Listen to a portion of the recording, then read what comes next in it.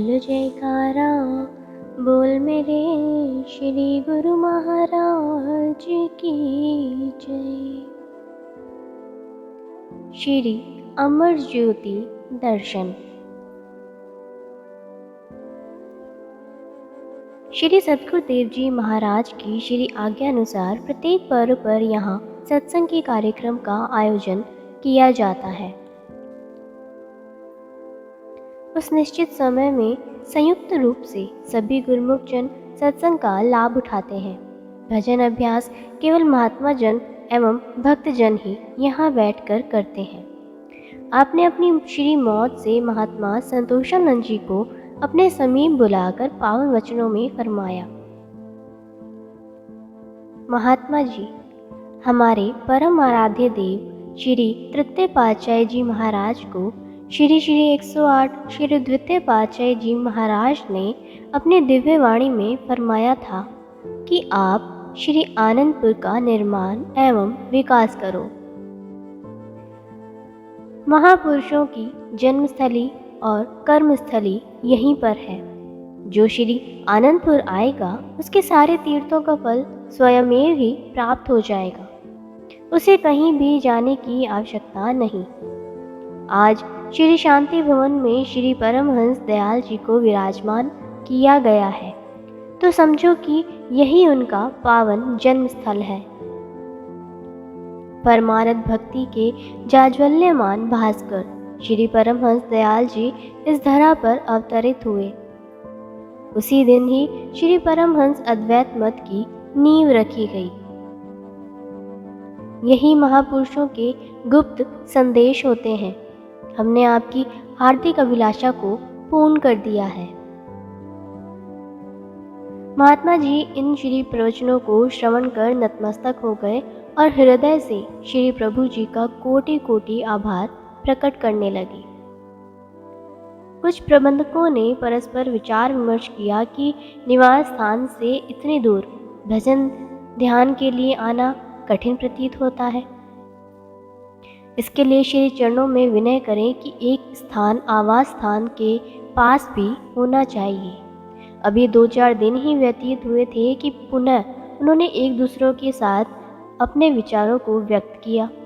उन्होंने महापुरुषों की अगम अव्यक्त महिमा का गुणगान करते हुए कहा, हम यह समझते थे कि भजन अभ्यास का नित्य नियम पूर्ण करने के लिए इतनी दूर आना अत्यंत कठिन होगा, परंतु यह स्थान तो मानो हमारे तन प्राण में आत्म रूप में स्थित हो गया है।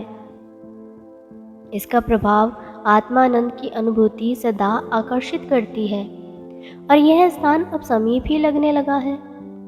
सचमुच ही यहाँ पर बैठते ही सुरती आंतरिक उच्च लोकों की ओर उड़ान भरने लगती है और जीवन अमृत रस धारा में डुबकियां लेने लगता है। महाप्रभु जी ने पर्व के दिन साय समय यहाँ पर कृपा फरमाई। उन्हीं प्रबंधकों ने श्री चरणों में विनय की कि श्री आनंदपुर में हो रही महान रचनाओं को देखकर अति विस्मय होता है, बुद्धि असमंजस में पड़ जाती है, परंतु इनका समाधान व्यक्त अव्यक्त रूप से शीघ्र ही हो जाता है। यह आपकी कृपा से ही संभव है। श्री वचन हुए। श्री आनंदपुर का कण कण भक्ति से ओतप्रोत है। यहाँ का वातावरण उसी अनुरूप ही मुक्ता कणों से संपूर्ण है। जहाँ जहाँ जिस जिस स्थान का निर्माण होता है वहाँ वहाँ पर ही महापुरुषों की विशेष कृपा उतरती है। उस स्थान का प्रभाव उन्हीं गुणों से संयुक्त हो जाता है। यह एक प्राकृतिक विधान है। श्री शांति भवन जीवन के अति उच्च ध्येय का पूरक, जन्मों से बिछड़ी हुई आत्मा को परमात्मा से मिलाने का साधन बन निराली सुषमा से शोभायमान है।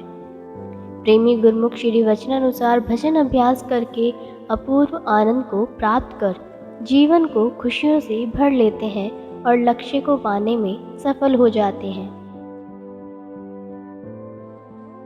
श्री शांति भवन अभ्यास स्थल। श्री सद्गुरुदेव जी महाराज श्री तृतीय पातशाही जी ने श्री आनंदपुर में प्रत्येक परमारथ भक्ति के स्थानों को रेखांकित कर दिया। प्रेमी गुरुमुख सेवा व दर्शन करते हुए आनंद के महासागर में डुबकियां लगा रहे थे। उस समय उनके लिए कोई अन्य साधन अपनाने के लिए विचार ही नहीं उठता था। विचारों को उत्पन्न होने का कोई समय मिले तब ना। हर समय प्रेम के अवतार प्रेम भरी लीला से प्रभु प्रेम में ओतप्रोत करते थे। इसी आत्मानंद की अनुभूति में त्याग, तपस्या, उपासना सब साधन समाहित थे।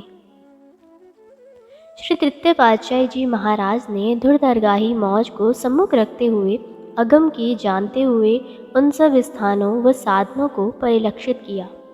बाइयों के आवास स्थान के अंतर्गत एक बड़े कमरे में श्री तृतीय पातशाही जी की श्री मूर्ति विराजमान थी, जहाँ पर संक्रांति के शुभ दिन बाइयाँ श्री आरती पूजा करती।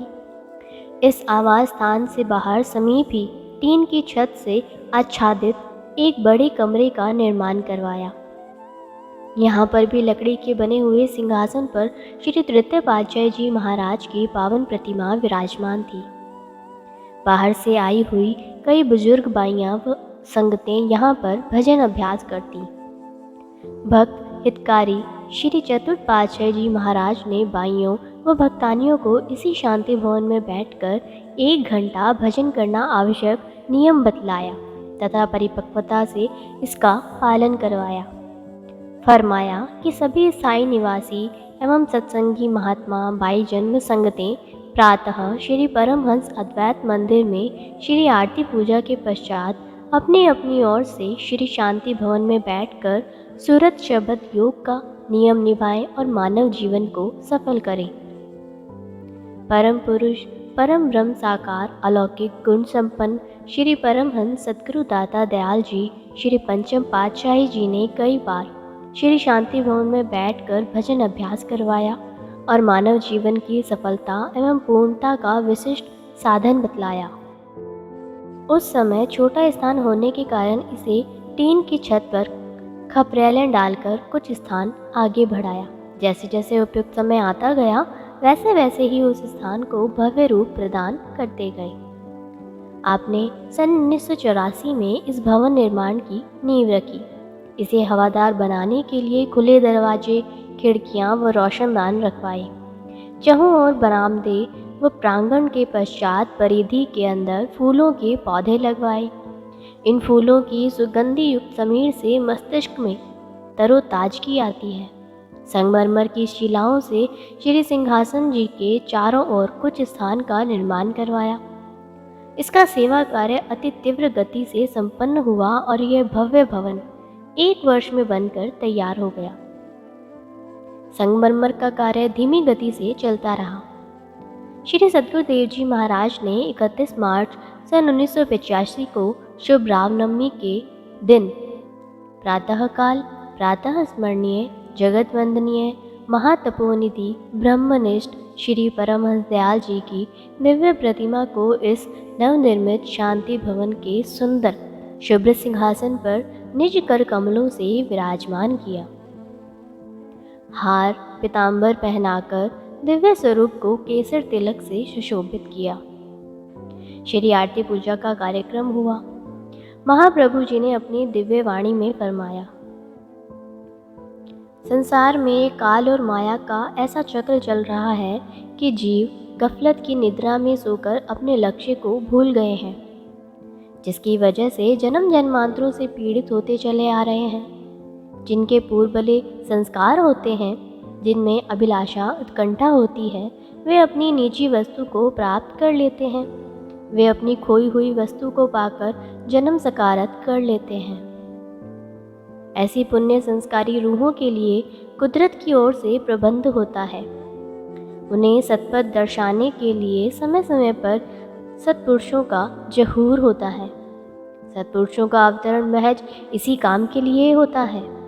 वे जिज्ञासु संस्कारी रूहों को निज घर पहुंचाने के लिए आते हैं, ताकि आत्मा जो कुल मालिक से बिछुड़ गई है उसे सच्चा सुख मिल सके। श्री आनंदपुर दरबार में केवल नाम भक्ति की दौलत ही बांटी जा रही है। गुरमुख जन अपनी श्रद्धा अनुसार यहाँ से अपनी झोलियाँ भर रहे हैं। जब से श्री आनंदपुर दरबार की रचना हुई है, आप सब देख ही रहे हैं कि यह दिन प्रतिदिन बढ़ती ही जा रही है। श्री मंदिर, श्री आनंद शांति भवन, श्री आनंद शांति धाम, ये सब स्थान गुरुमुखों के लिए भक्ति प्राप्त करने के द्वार हैं।